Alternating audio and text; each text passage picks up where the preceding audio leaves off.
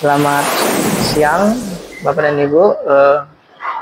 Perkenalkan, Joni Sitorus dari Pleno Pidwakas Sultra. Terima kasih atas undangan yang disampaikan kepada Dinas ESDM Provinsi Sultra dalam hal koordinasi rencana pembangunan listrik desa yang belum berlistrik di Provinsi Sulawesi Tenggara. Perlu saya sampaikan, Pak, bahwasanya di Sulawesi Tenggara ini sesuai roadmap dari 2.287 desa yang ada di Provinsi Sulawesi Tenggara, kita tinggal 50 desa lagi yang belum berlistrik PLN.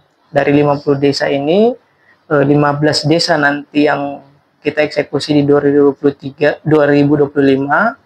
lalu 13 desa di 2026, dan 22 nanti di 24 ya, 24 di 2027. Nah, tantangan kami sebenarnya dalam listrik ini kan karena dia daerah pulau-pulau, termasuk pulau-pulau yang padat penduduk. Nah, jadi ada 3 skema pembangunan jaringan listrik untuk di desa-desa atau di pulau-pulau terluar.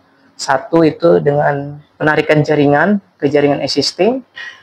Lalu yang kedua itu dengan pemasangan PLTS komunal, dan yang ketiga itu pemasangan PLTS individual atau kompak daya berbasis baterai namanya. Nah, di tahun 2025 ini kita ada 15 desa baru.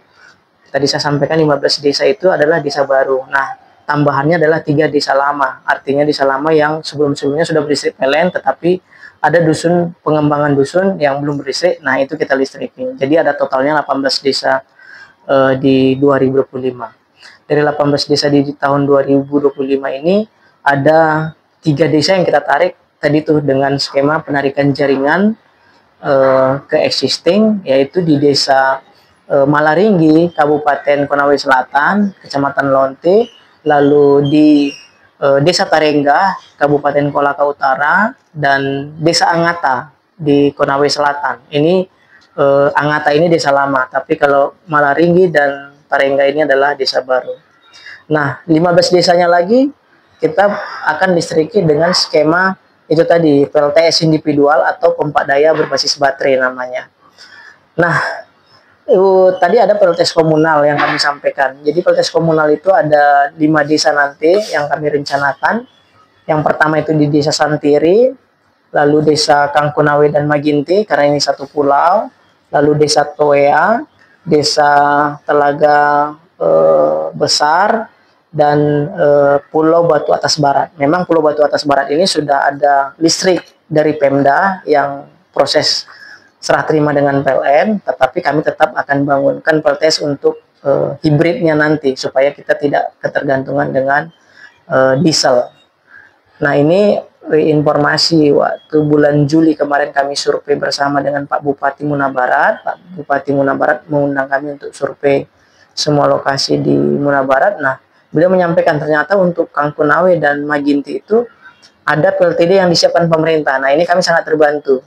Artinya ini bisa dipercepat, yang tadinya 2027 bisa menjadi 2026. Cuman memang nanti proses pembangunan PLTD-nya harus mengikuti standar-standar PLN, supaya nanti pada saat proses serah terima dari Pemda ke PLN, supaya PLN bisa operasikan pembangkit dan jaringannya itu ya harus sesuai dengan standar PLN dan tidak ada masalah lagi nanti, jadi bisa lancar. Tetapi untuk prosesnya tetap nanti akan dibangun juga sama PLN, sehingga kita butuh bantuan dari pemerintah ini adalah penyediaan genset untuk daerah lainnya seperti Telaga Besar, Desa Telaga Besar, Desa Santiri, Desa Toea, lalu Desa Telaga Besar ya, lalu Pulau Batu Atas Barat ini sudah ada lahannya, tinggal kami yang membangun. Nanti kalau bisa bantuan dari pemerintah itu bukan hanya lahan, tetapi serah terimanya juga, serah terima lahan diinkludkan nanti dengan serah terima instalasi pembangkit gensetnya itu gitu. Lalu tantangan kami yang lainnya adalah terutama yang di tahun 2025, karena ternyata tahun 2025 ini menggunakan skema pendanaannya menggunakan skema APBN, ABT namanya. Jadi ABT itu adalah alokasi belanja tambahan melalui APBN dari Dirjen Ketenagalistrikan yang nanti proses pembangunannya dilimpahkan ke PLN. Artinya ini anggarannya Kementerian SDM, tetapi PLN yang membangun. Nah, kami di situ dalam prosesnya ini diminta tidak hanya selesai progres fisik di lapangan, tetapi juga harus tersambung pelanggannya. Nah, ini menjadi tantangan kami. Kami berharap bupati-bupati itu setelah kami bangun nanti listriknya, masyarakat ini yang calon-calon pelanggan ini bisa menjadi pelanggan PLN. Nah, tentu ini biasanya yang jadi kendala di kami adalah masyarakat itu tidak mempunyai dana untuk membayar biaya penyambungan sebagai setelah ketika mendaftar sebagai calon pelanggan PLN. Ketika dia mendaftar, itu kan harus ada pembayaran biaya penyambungan. Nah, inilah yang kami minta bantu bagaimana Dinas SDM selaku leading sektor di ketenaga listrikan di Provinsi Sultra bisa menyampaikan hal ini kepada Pak Gubernur dan kepada seluruh bupati supaya bisa disiapkan anggarannya. Ini kami sangat berterima kasih ke Pak Bupati Muna Barat, karena Pak Bupati Muna Barat waktu kami diundang survei ke 11 desa yang ada di Muna Barat itu, beliau langsung berani semua desa itu nanti ketika PLN sudah masuk, biaya penyambungannya itu menggunakan anggarannya pemerintah. Nah, ini sangat salut kami dengan Pak Bupati Muna Barat, Pak Laude Darwin, karena beliau berani mengambil kebijakan strategis, karena ini akan berdampak multiplier efeknya bagi masyarakat. Kalau dia sudah jadi pelanggan PLN, dia dibangunkan dan PLN akan hadir terus di situ, ya. Proses pemeliharaan, pengoperasian, PLN akan hadir mendampingi masyarakat itu selama dia menjadi pelanggan PLN gitu. Nah, dan multiplier efek dari listrik desa ini kan peningkatan pendidikan bagi masyarakat, ekonomi masyarakat, ya, UMKM juga akan tumbuh. Banyak hal positif ketika listrik desa ini masuk ke daerah-daerah, sehingga keputusan dan kebijakan Pak Bupati Muna Barat ini perlu dicontoh oleh bupati-bupati lain. Sebelumnya sebenarnya di Bupati Konawe Selatan sebelum periode yang sekarang itu saya juga koordinasi dengan beliau. Beliau juga mengapresiasi dan mendukung program itu. Bahwasanya anggaran desa itu sah-sah saja sebenarnya digunakan untuk pembayaran biaya penyambungan ke PLN itu, karena akan berdampak kepada nilai positif yang didapatkan masyarakat. Dan itu sudah terjadi ketika tahun 2024 kami melistriki desa Tambuloso, Wawasunggu, Paniamba Barata, Rumbi-Rumbia itu menggunakan anggaran desa pembayaran biaya penyambungannya, sehingga masyarakat itu terbantu sekali. Yang tadinya tidak punya uang, tapi karena dibantu akhirnya menjadi pelanggan PLN dan mereka sangat senang. Nah, inilah yang kami harapkan nanti. Jadi ada 18 desa, kami harapkan 18 desa ini sekitar 2.400 calon pelanggannya. Calon pelanggannya ini 2.400. Bagaimana ini semua nanti bisa menjadi pelanggan PLN sampai dengan Maret 2026 harapannya kami. Ini juga akan bertujuan meningkatkan rasio elektrifikasi di Provinsi Sulawesi Tenggara. Kalau 2.400 ini langsung menjadi pelanggan PLN nanti. Nah, ini artinya perlu kerjasama yang sangat sinergi antara PLN, pemerintah provinsi, pemerintah kabupaten dalam hal percepatan pembangunan dan percepatan pelayanan calon-calon pelanggan ini untuk menjadi pelanggan PLN. Nah, itu tantangan kami. Selain nanti tantangan kami adalah bagaimana mobilisasi material-material PLN ini ke lokasi-lokasi ini menjadi tantangannya kami. Kami yakin nanti termasuk infrastruktur di Malaringgi. Ini memang sangat memprihatinkan ya. Kemarin sempat dapat informasi ada di daerah Batu Jaya itu longsor. Nah, ini kami khawatir juga. Kami berharap ada peningkatan kualitas jalan lah di sana supaya nanti ketika nanti September misalnya anggaran ini terbit, kami mulai berproses di Oktober, November, Desember, Januari semua lancar kalau ada peningkatan kualitas jalan lah, peningkatan status jalannya. Jadi kemarin informasinya ada longsor di sana dan ini menyebabkan sistem layanan PLN ya ke desa Namu dan Batu Jaya itu terhenti sempat waktu itu karena gangguan itu. Mudah-mudahan ini bisa disampaikan juga oleh Pak Kepala Dinas, Pak Andi Ajis, ke sektor-sektor lain yaitu Dinas PU Provinsi atau Dinas PU Kabupaten untuk mempercepat penguatan infrastruktur jalan terutama, karena kalau jalannya bagus, mobilisasi kami lancar, pasti proses pembangunan juga cepat. dan ini akan mempercepat eksekusi program LISDES-nya sendiri.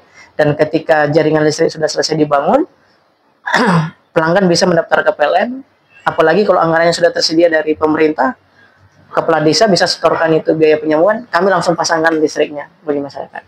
Nah, untuk SuperSun atau PLTS individual pompa daya berbasis baterai ini, dia nanti harus mendaftar dulu baru dipasang, Pak.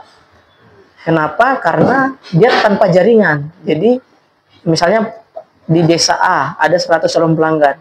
Diharapkan 100-nya ini mendaftar dulu sebagai calon pelanggan. Setelah dia didaftar, lunas biaya penyambungannya, baru PLN bisa pasang itu pompa daya berbasis baterainya atau PLTS individualnya atau SuperSun, istilah biasa yang kami sampaikan. Nah, ini juga menjadi artinya dia harus di awal harus sudah lunas nanti biaya penyambungan, baru kita bisa sebar tim-tim kita untuk proses pemasangan PLTS individual pompa daya berbasis baterainya. Mungkin itu Pak Kadis, kami mohon sinergi ini, dan terutama seperti kita ketahui kan Dinas SDM ini sebagai stakeholder kunci di dalam hal penyampaian pendapat dari PLN ke pemerintah provinsi, artinya sebagai bisa menjadi fasilitator, bisa menjadi mediator, bahkan leading sektor di bidang kelistrikan. Nah, kami minta bantu untuk proses komunikasinya dengan Pak Gubernur. Nah, ada tantangan lain, yaitu hutan lindung. Jadi hutan lindung ini kebetulan kami geser ke tahun 2027 semua. Kami juga mengharapkan sesuai dengan arahan Pak General Manager kami di Makassar, berharap bagaimana kalau Pemda yang siapkan izinnya. Jadi PLN hanya fokus ke pembangunan jaringan listrik sama ke penyambungannya, tetapi pemerintah fokus ke penyediaan izinnya. Harapannya kami seperti itu, harapannya General Manager kami, sehingga waktu kami tidak tersita banyak, tetapi kami bisa lebih fokus lah. Artinya ada win-win solution dan kerjasama di sana. Itu harapannya Pak General Manager kami, dibantulah artinya bagaimana supaya pemerintah yang siapkan izinnya, PKS-nya apanya segala macam, atau bila perlu tanpa PKS gitu, tetapi ada izinnya gitu ya. Nah, ini harapannya kami. Lalu terkait dengan Labu Lawa itu kan memang dulu rencananya tarik jaringan Pak, tarik jaringan, tetapi karena dia melintasi kawasan hutan lindung dan belum ada izinnya, waktu rapat dengar pendapat dengan Komisi 3 DPRD Provinsi Sultra, karena itu ada kendala hutan lindung, kami diminta alternatif solusi, sehingga alternatif solusinya adalah penyediaan PLTS individual pompa daya berbasis baterai. Nah, itu Pak, jadi kami mohon ini diterima ya, karena memang sudah menjadi isu di masyarakat di sana, supaya kami bisa memberikan yang terbaik bagi masyarakat, dan ini menjawab hasil RDP dengan Komisi 3 di bulan April lalu di tahun 2005 ini di kantor DPRD Provinsi Sultra.